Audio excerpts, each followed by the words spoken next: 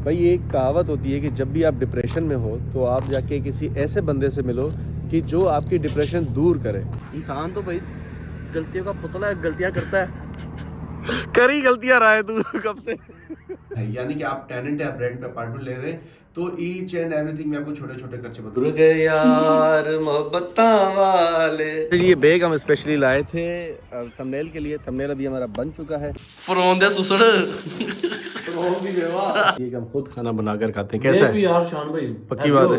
चलो अम्मा की याद आ रही है। बिस्मिल्लाहिर्रहमानिर्रहीम अल्लाहुम्मा सल्ली अला मोहम्मद व आले मोहम्मद। अस्सलाम वालेकुम जी, कैसे हैं आप सब लोग? उम्मीद करता हूँ कि आप सब लोग ठीक होंगे। मैं भी ठीक हूँ। अल्लाह ताला की ज़ात का करोड़ों और खरबों बार शुक्र है, रहम है, करम है, फजल है, जो कि इस कायनात को बनाने वाला है, जो कि इस कायनात को चलाने वाला है। अच्छा, आज का व्लॉग जी मैं थोड़ा इन्फॉर्मेटिव बनाने वाला हूँ कि रेंट का प्रोसेस क्या है बहरिया टाउन कराची में। अगर आप रेंट पर शिफ्ट होते हैं टावर्स में, क्योंकि आज का दिन मेरा पूरा इसी में लगना है और मेरे पास एग्रीमेंट था जो कि मैंने 3 दिन से इसलिए रखा था कि मैंने कहा कि इसका व्लॉग बना दूँ। तो बीच में संडे सैटरडे आ गए तो 2-2 व्लॉग मैंने बनाने होते हैं। तो आज का पूरा A to Z मैं आपको प्रोसेस बताने वाला हूँ कि कंप्लीट रेंट का प्रोसेस क्या होता है। मैं आपको वीडियो के एंड में A to Z आपको सारा प्रोसेस बताऊंगा और छोटे मोटे क्या क्या खर्चे आ रहे हैं। इवन अगर आप डीलर हैं या फिर आप क्लाइंट हैं तो आपको A to Z में सारा प्रोसेस बताऊंगा। अभी मैं जा रहा हूँ इसकी कॉपी करवाने के लिए। एग्रीमेंट और अंडरटेकिंग बन गई। अंडरटेकिंग क्या होती है ये सारा प्रोसेस आपको बताऊँगा। ज़रा वीडियो में जुड़े रहिएगा। तो सबसे पहले मैं जाके इसकी कॉपीज़ करवा लूँ क्योंकि मुझे जाना है पुलिस वेरिफिकेशन के लिए। मैं आपको बताता हूँ डिटेल में कि आपको किस किस चीज़ की रिक्वायरमेंट होती है। आपको ऑनर का CNIC और जो आप चीज़ रेंट पर ले रहे हैं, मिसाल की बात है अभी अपार्टमेंट है, अपार्टमेंट का अलॉटमेंट लेटर और उसके साथ ही साथ जो आपका रेंट एग्रीमेंट है वो, और उसके साथ आपका जो अथॉरिटी लेटर है वो। देन उसके साथ 2 विटनेस चाहिए होंगे। अब जैसे कि मैं एक विटनेस हूँ टेनेंट की तरफ से, ठीक है। अच्छा, टेनेंट का भी CNIC रिक्वायर्ड होगा। आपको टेनेंट का विटनेस और जो ऑनर की तरफ से जो ब्रोकर होता है वही मतलब कि विटनेस कहलाता है। तो एक उसका मतलब कि 2 विटनेस का CNIC, ऑनर का CNIC, टेनेंट का CNIC, अलॉटमेंट लेटर और रेंट एग्रीमेंट, ये सारी चीज़ें होती हैं। इन सब का कॉपी करवाने के बाद आपको एक पूरी एक फ़ाइल बनती है। फ़ाइल बनने के बाद आप जाते हो करीबी किसी भी थाने में, ये सारा जो डॉक्यूमेंट्स उनको देकर देने के बाद वो आपको पुलिस वेरिफिकेशन देते हैं। असल में होता ये है कि जो पुलिस वेरिफिकेशन करवाने के लिए जो खुद टेनेंट होता है उसको जाना पड़ता है। मैं ना उलझ गया हूँ। आज के दिन में मैं 3 व्लॉग शूट कर रहा हूँ और मुझे पता नहीं है कि कौन से व्लॉग का कौन सा क्या मेरा कहना है। मैं इतना उलझ गया हूँ, अभी तो मेरा दिमाग काम नहीं कर रहा।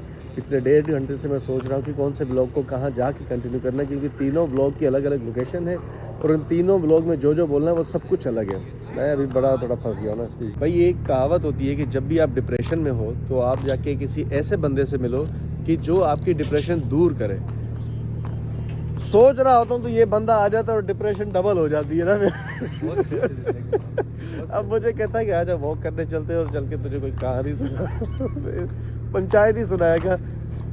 डिप्रेशन में होता है ना, दोनों भाई बांटे, मैं अकेले। एक होता है आपकी डिप्रेशन फिर डिवाइडेड बाय 2 हो जाती है, ये मल्टीप्लाई बाय 2 हो गई। एक सेकंड में बात कर रहा हूँ ना, आप हटो, धूप आ रही है यार। आजम भाई जो हमारे बकवास बंद कर दो अपनी। ये हमारे आजम भाई जो कि हमारे जितनी भी टिकटॉक की वीडियोस है और प्रोफेशनल तरीके से ये शूट करते हैं और ये गिम्बल पे वीडियो शूट होती है। आजम भाई कैसे हैं आप? कैसा लगता है आपको हमारी वीडियो शूट करने के बाद? बहुत अच्छी लगती है भाई जिसने हमें टिकटॉक पे फॉलो नहीं किया जाके करें। और इनका भी पेज है, पेज का नाम क्या है? AKY official. AKY official Facebook पे, उसको भी जरा जाके आप फॉलो कर लें। मेरे पास मैंने आपके 500 में से कुछ खाया होगा तो मेरे पे मेरे हराम हो। 500 और मेरे बच्चों पे भी हराम हो जो कल को तो बच्चे हो तो बच्चे आराम भी होंगे होते। खराब हो जाएगा। मैं हराम दिया गलत गलत इल्जाम लगा रहे हैं। हाँ, अभी अभी जेब पड़े वो दे, उसका इल्जाम बर्दाश्त करूंगा। क्यों भाईजान? उसका इल्जाम बर्दाश्त मेरे तो 500 गए। कोई चीज तो ना इल्जाम बर्दाश्त करने के लिए। 500 में आपके आसरे में अपार्टमेंट छोड़ के गया था। आसरा सिर्फ अल्लाह का। अल्लाह का आसरा है लेकिन वाह, नीचे वाह, तो वाह, इंसान है ना बस भाईजान। इंसान का नहीं, अल्लाह का आसरा। अल्लाह का आसरा है लेकिन धोखेबाज इंसान तो बेगैरत है, चवल है। इंसान पे क्यों इतबार कर रहे हैं? अल्लाह पे आसरा, बस अल्लाह ही करने वाला है। तू बेगैरत है। हाँ, हम तो भाई सब है भाई। इंसान तो भाई गलतियों का पुतला है, गलतियां करता है। करी गलतियां रहा है तू कब से। बड़े गुनाह हुए हैं, किन्होंने किए? इंसानों ने किया ना, अल्लाह थोड़ी क्या करूँ। अब लोग गुनाह करके कहते हैं जी अल्लाह की मर्जी। अल्लाह की मर्जी क्या मर्जी? अल्लाह कुरान में खुल खुल के बता रहा है कि भाई इंसान को कल दिया है, अच्छे माल भी करेगा उसको अच्छा सिला मिलेगा, बुरे माल करेगा बुरा सिला मिलेगा। तुम बुरा माल करो तो तुम्हें बुराई हो रही है ना। इल्जाम नहीं लगाना मेरे। हाफिज अजीमुल हक चांडे डूबते को तिनके का सहारा। आज का दिन पूरा जा रहा है मेरा बोरिंग, ठीक है। तो ब्लॉग मेरे समझ में नहीं आ रहा, चंड करा देने की मैं तेनों दाई कसम क्यों मारता हूँ। उसका ब्लॉग मेरा हो रहा है बोरिंग, ठीक है। लेकिन ये है कि ये भी तो कंटेंट है ना, यानी कि बोरिंग ब्लॉग, बोरिंग डे, ये वो सारी चीज़ें। हाँ ये सोशल मीडिया इन्फ्लुएंसर चलो चले यार उन्होंने बात खत्म किया है आ जा ना यार, मैं इसको कब से कह रहा हूँ कि अल्लाह की कसम मुझे ना इतनी भूख लगी, मैं तुझे क्या बताऊँ। मेरा कंटेंट है भाई ये चल मेरे साथ सिर्फ 1 घंटे का शूट है, वो निपटा कर भले 7 बजे ब्लॉग लगे 7:30 बजे लगे, लेकिन वो आज 6 अपलोड बजे करना लगे बजट क्या टाइम हुआ 5:24 जितने में एडिट भी करना है मैंने। प्लीज तो जो तो पहन लो हाँ तू जल्दी पहन के आ जा। मुझे पता था कि कैमरा ऑन नहीं करूँगी मुझे सीरियस नहीं लगा ये तो मैं तेरे वैसे नहीं रखा। अच्छा अभी तकरीबन 6 बजने वाले हैं और 6 बजे फिक्स मेरा व्लॉग आता है, लेकिन अभी नहीं आ पाया वो इस वजह से क्योंकि थोड़ा चीज़ें डिले हो गई थी, लेकिन व्लॉग आज के दिन में आएगा, थोड़ा लेट हो जाएगा। अच्छा अभी हम स्पेशली आए एक थंबनेल हमने लेना है क्योंकि वो व्लॉग थोड़ा इंटरेस्टिंग भी है, साथ ही साथ इन्फॉर्मेटिव भी है। तो ये बैग हम स्पेशली लाए थे थंबनेल के लिए। थंबनेल अभी हमारा बन चुका है और बड़ा ही ज़बरदस्त हमारा थंबनेल बना, अल्लाह के उसमें टेक्स्ट वगैरह सही मैं कड़क करके लगाऊँ। और स्पेशली हमारे अजीम साहब मेरे साथ हैं और मैं ना भी ट्राई कर रहा हूँ कि अजीम साहब एडिटिंग तो वैसे जानते हैं लेकिन जो वैसी चीज़ें वो जानते हैं, यानी कि अपना काम निकाल लेते हैं। अब थोड़ा उसको प्रो लेवल पे लेकर जाना है। उसके अलावा टूर पे जाने से पहले इस बंदे को मैंने करना है पूरा ट्रेंड, क्योंकि वहाँ जाकर ऐसा ना हो कि यार ऐसी तस्वीर क्यों खींची तूने, ये क्यों किया, वो ये ना भाई नहीं, देखो पैसे ज़ाया नहीं करने। मेरी तरफ से गारंटी है इन लोगों की तस्वीरें अच्छी आएंगी। अब इनकी तरफ से मुझे गारंटी चाहिए कि मेरी तस्वीरें और वीडियोस अच्छी हैं। तो इंशाल्लाह भी चलते हैं, ब्लॉग को एडिट करता हूं मैं और उसको अपलोड भी करता हूं। बाकी ये सारा प्रोसेस तो अभी हो गया है। दूसरा आपको यहाँ पर ये बेनिफिट मिलता है जो कि मैंने उस ब्लॉग में नहीं बताया था, लेकिन ये मैं आपको बताता चलूँ कि अगर आपका गैस का सिलेंडर खत्म हो जाता है, अगर आपका पानी खत्म हो जाता है तो आपके ऑन कॉल आ जाता है। अब जैसे कि ये पानी देने आए, ठीक है, आपके पास इनका नंबर होना चाहिए। आप इनको जस्ट कॉल करते कि भाई हमारा फ़लाँ टावर है और फ़लाँ अपार्टमेंट में हमें इतनी बोतलें पानी की चाहिए। 140 रुपये ये पर बोतल कॉस्ट करते हैं और ये सीधा आपके जो अपार्टमेंट है वहाँ पर आपको रिफ़िल करके देकर जाते हैं। अगर आप अलग से कोई बोतल वगैरह जो इनकी है वो लेते हैं तो 1000 रुपये पर बोतल आपसे चार्ज करते हैं। आप इनसे जितनी बोतलें उठा लें फिर वो बोतलें हो गई आपकी। अगर हाँ आप शिफ्ट हो रहे हैं यहाँ से, इनको अगर रिटर्न करते हैं तो वो आपका 1000 रुपये एज अ डिपॉजिट होता है, वो आपको रिटर्न कर देता है। भूल गए यार मोहब्बत वाले ते ले गए नाली हाथ से, दिल नहीं लगदा यार मोहम्मद चाहिए केरे पासे। मुझे भी बहुत ज़्यादा भूख लगी। अभी हम जा रहे हैं और मैंने देखा कि ये सब्ज़ी खत्म हो गई है ना, तो उसमें अभी ये है कि टमाटर और प्याज लेने जा रहे हैं, साथ ही साथ रोटियां भी, क्योंकि रोटियां भाई पकाने नहीं आती, थोड़ा बहुत जो सालन है वो मैं पका लेता हूँ, ठीक है। तो जब ऑयल खिलाता हूँ मैं, तो बंदा फैमिली के साथ होता है ना तो इन चीज़ों की टेंशन नहीं रहती बंदे को। बैचलर है छोटी छोटी चीज़ों की टेंशन है, कोई सा भी ले ले, हमें क्या, हमें तो बस तेल से मतलब है, पकना चाहिए खाना है इसमें। तो फैमिली के साथ ना बड़े सुकून है इंसान को। घर जाओ खाना पका हुआ है, घर से निकलो खाना खा के निकलो, लेकिन बैचलर में ना आपको फिर सारी चीजें खुद देखनी पड़ती हैं। यार भाई क्या करें, ये नहीं सारा यार की करदा कुकिंग ਐ ਵੇਖੋ ਬਾਬਾ ਜੀ ਉਹ ਪਕਾਉਣਾ ਹੁੰਦਾ ਹੀ ਨਹੀਂ अब भाई मैं खाना है मरना नहीं आपका खाना आप ही खाएंगे, आप ही- आप खाएं, ठीक है रिव्यू लिए जाएंगे, आपको मजा ना आए पैसे वापस लगे तो आपके ही हैं अभी 1000 रुपए की नमाज पढ़ा गया है। माशाल्लाह माशाल्लाह मीठे बत्त में बोटियम डंडियम रहा नहीं जाता फरोन दे सुसड़ अल्हम्दुलिल्लाह जी अंडे तैयार हो गए हमारे और ये हमारे लिए बहुत बड़ी अचीवमेंट है कि हमने कुकिंग कर ली है और अल्लाह ताला का बड़ा ही करम है कि अल्लाह ताला ने इतनी सलाहियत दी है कि हम खुद खाना बनाकर खाते हैं। कैसा है यार शान भाई पक्की बात है, पक्की बात है। हां चलो अम्मा की याद आ रही है तेरी है पुत्र, तेनू जो खर्ची मिले ना मैनू दे दे, तू गुम कर देगा। अभी अजीम और मैं निकल रहे थे पुलिस वेरिफिकेशन के लिए गडाब, और वो बेहिया से तकरीबन बाहर जाके हाईवे पे 15 मिनट का रास्ता है और सुबह एक हमारा चक्कर तो ज़ाया हुआ, लेकिन उसके बाद क्या हुआ कि अचानक मुझे याद आया कि यार मेरे पास उस बंदे का नंबर तो है जो उनका IT ऑपरेटर है। मैंने उसको कॉल किया, उसने कहा कि यार मैं अभी भी सीट पे नहीं हूँ, आप कल आ जाएं। तो ये बड़ी अच्छी बात हो गई कि हमारा चक्कर बच गया। चक्कर तो अपनी जगह पर, लेकिन इतना आना जाना और हाईवे तो ये काफ़ी ज़्यादा रिस्की हो जाता है। A few inches later. भाईजान मैं लिफ्ट में था, ठीक है, और मैं लेटने ही लगा था, आपकी कॉल आई कसम से इतना मैं थका हुआ ना मुझे पता है। वो आ गए, फोन आई जा रहे हैं ये हालत होती है हमारी, रेस्ट नहीं होता हमें। चलो अभी चलते हैं। अच्छा आपको दो प्रोसेस तो समझ में आ गए। नंबर 1 ये कि एग्रीमेंट की सारी जो भी कॉपीज वगैरह करवानी है वो, देन उसके बाद जो पुलिस वेरिफिकेशन। लेकिन मैं आपको अभी बिल्कुल स्टार्ट से समझाता चलता हूँ कि कंप्लीट आपका प्रोसेस लगना क्या है। अगर आप क्लाइंट हैं, आपको अपार्टमेंट चाहिए रेंट पे बहरिया टाउन कराची में, तो सबसे पहले क्या होगा कि आप किसी ब्रोकर से जो है ना कांटेक्ट करें, उसे कहें कि मेरी ये रिक्वायरमेंट है, ये चीज़ मुझे चाहिए, और without any broker, without any real estate agent आप यहाँ पर अपार्टमेंट ले ही नहीं सकते, क्योंकि काफ़ी ज़्यादा लंबा चौड़ा प्रोसेस होता है। इवन जो डीलर हजरात होते हैं वो ही इस चीज़ से तंग आ जाते हैं, क्योंकि खींच खींच के भी एक हफ्ते का प्रोसेस लग जाता है। अगर ज़्यादा करें तो 4 दिन, वरना तो एक हफ्ता पक्का ही पक्का है। तो आप कोशिश ये करें कि उनके थ्रू ही ये काम करवाएं।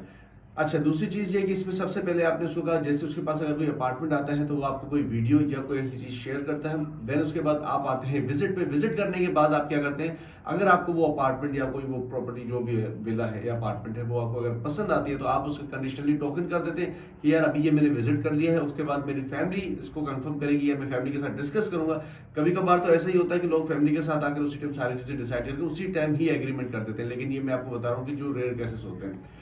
अच्छा, इसमें ये होता है कि आप कंडीशनल टोकन करवाने के बाद जैसे आपको चीज़ें कंफर्म हो जाती हैं, आप कहते हैं यार इसको डन कर दो, ये डेट है, इस दिन को मैंने आके एग्रीमेंट करना है।